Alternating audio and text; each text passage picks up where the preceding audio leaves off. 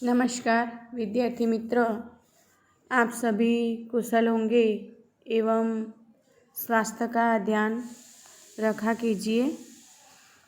आज हम आपके निबंध विभाग में सार लेखन मतलब कि 1/3 भाग में सार लेखन देकर उसको उचित शीर्षक देना है, उसके बारे में चर्चा करेंगे। हमने प्रथम सत्र के अभ्यासक्रम में एक सार लेखन आपको लिखवा दिया है, उसी के आधार पर अब दूसरा यहाँ पर मैंने एक तिहाई मतलब 1/3 भागમાં સંક્ષિપ્તીકરણ ગુજરાતીમાં સંક્ષિપ્તીકરણ કહેવાય અને हिंदीમાં सार लेखन, उसी के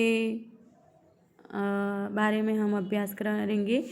यहाँ में एक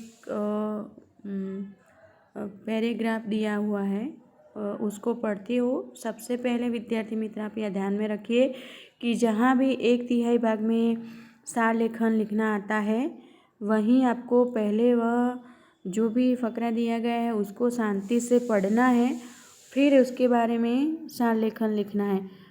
मतलब कि आपने उसमें से क्या ग्रहण किया वो 2-3 लाइन में आपको लिख लेना है। तो मैं यहाँ पढ़ती हूँ कि किसी भी कार्य में सफलता प्राप्त करने के लिए व्यक्ति को दृढ़ संकल्प होना जरूरी है। गुलामी और आतंक के वातावरण में क्रांतिकारी किस तरह विद्रोह का बिगुल बजा लेते हैं। सूखी रोटियां खाकर और कठोर धरती को सैया बनाकर भी देश को आज़ाद कराने का कार्य कैसे कर पाए। महाराणा प्रताप वह कौन सा बल था जिसके आधार पर मुट्ठी भर हड्डियों वाले महात्मा गांधी विश्व विजयी अंग्रेजों को देश से बाहर कर सके। निश्चय ही यह थी मन की सबलता। मन की सबलता के लिए सत्य, न्याय और कल्याण के आदर्श का होना जरूरी है। जिसके मन में सत्य की शक्ति नहीं, जो न्याय के पक्ष में नहीं है, उसके मन में तेज नहीं आ पाता। अनुचित कार्य करने वाला व्यक्ति आधा मन यूं ही हार बैठता है। उसके मन में एक छिपा हुआ चोर होता है जो उसे कभी सफल नहीं होने देता। तो विद्यार्थी मित्र, यह गद्यांश पढ़ने के बाद हम निश्चयी तौर पर सार ग्रहण के अनुसार यह बात तो तय कर सकते हैं कि यहाँ कुछ कुछ सफलता की बातें हैं। इसीलिए एक गद्यांश का 1/3 संक्षेपीकरण जब आता है तो उसे आप शांति से पढ़िए, उसे समझने का प्रयत्न कीजिए और फिर धीरे धीरे उसकी गहराई में झांकने का प्रयत्न कीजिए। तो यहाँ हम जान सकते हैं, यह गद्यांश पढ़ने के बाद इतना तो हम निश्चित तौर पर कह सकते हैं कि यहाँ कुछ कुछ सफलता की बातें हो रही है। तो सबसे पहले आप ध्यान में रखिए कि जो बातें यहाँ आ रही है उसमें हम शीर्षक कौन सा दे सकते हैं।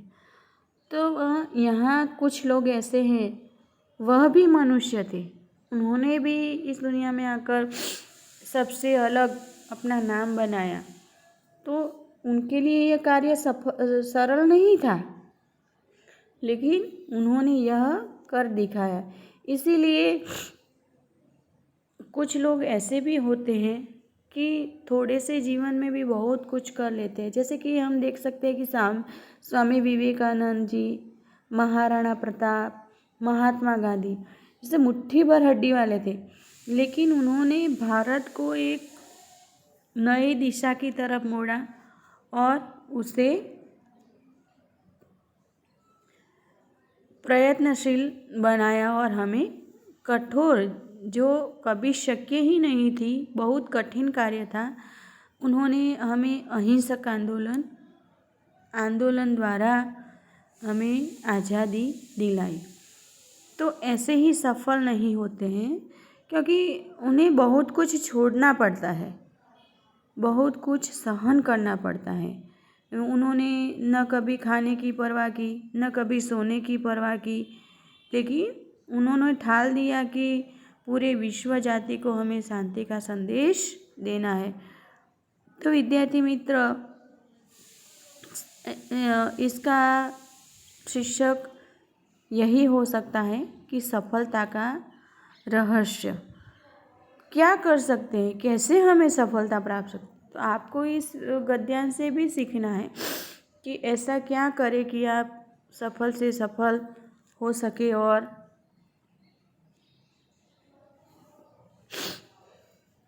किस तरह से आगे बढ़ सके। तो निश्चित तौर पर इस गद्यांश का शीर्षक होगा सफलता का रहस्य।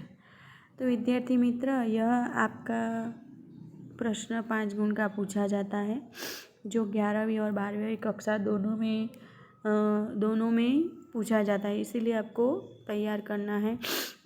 और देखिए, इसका सार लेखन हम कैसे लिख सकते हैं। तो हमने इस गद्यांश से क्या सीखा, वही आपको 2-3 वाक्यों में लिख लेना है। तो देखिए, यहाँ मैं पढ़ती हूँ, आप सुनना कि कार्य की सफलता के लिए हमें दृढ़ संकल्पी होना आवश्यक है। तो सफलता की बात आ गई है, दृढ़ संकल्प होना जरूरी है। व्यक्तिगत सुख दुख की चिंता छोड़ देनी चाहिए, क्योंकि हम जब दूसरों के लिए कुछ कार्य करते हैं तो दृढ़ संकल्पी होना आवश्यक है। व्यक्तिगत सुख दुख की हमें परवाह नहीं करनी है। कमज़ोर मन का और अनुचित कार्य करने वाला व्यक्ति जीवन में कभी सफल नहीं होता, क्योंकि सफल होने के लिए हमें कठोर परिश्रम तो करना ही होगा। तो यहाँ देखिए, कार्य की सफलता के लिए हमें दृढ़ संकल्पी होना आवश्यक है। व्यक्तिगत सुख दुख की चिंता छोड़ देनी चाहिए। कमज़ोर मन का और अनुचित कार्य करने वाला व्यक्ति जीवन में कभी सफल नहीं होता। मन की सबलता के लिए सत्य, न्याय और कल्याण के आदर्श होना अनिवार्य है। तो इस तरह से विद्यार्थी मित्र, आप यह निबंध कार्य के विभाग में लिख लेना एवं साथ ही साथ सीखने का भी प्रयत्न करना, किस तरह से आगे बढ़ सकते हैं और सफलता कैसे प्राप्त कर सकते हैं, दूसरों के लिए हमारा जीवन कैसे समर्पित कर सकते हैं, वही लिखना। यहाँ मैं एक और गद्यांश आपको लिखने के लिए दे रही हूँ, वही आपको निबंध कार्य के विभाग में लिखना है। तो देखिए, यहाँ सुलेखन की बात की है, तो आप शांति से पहले यह गद्यांश पढ़ लेना, फिर उसे 1/3 भाग में संक्षेपीकरण लिख लेना। शांति से पहले पढ़ना। मैं बार बार एक ही बात कह रही हूँ, क्योंकि आपको समझ में आए, भूल नहीं करना।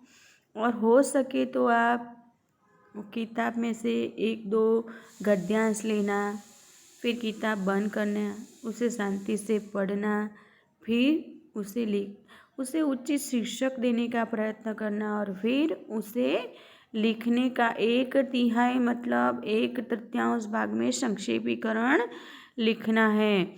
विद्यार्थी मित्र, भूल मत करना और निबंध कार्य में यह काम आप कर लेना।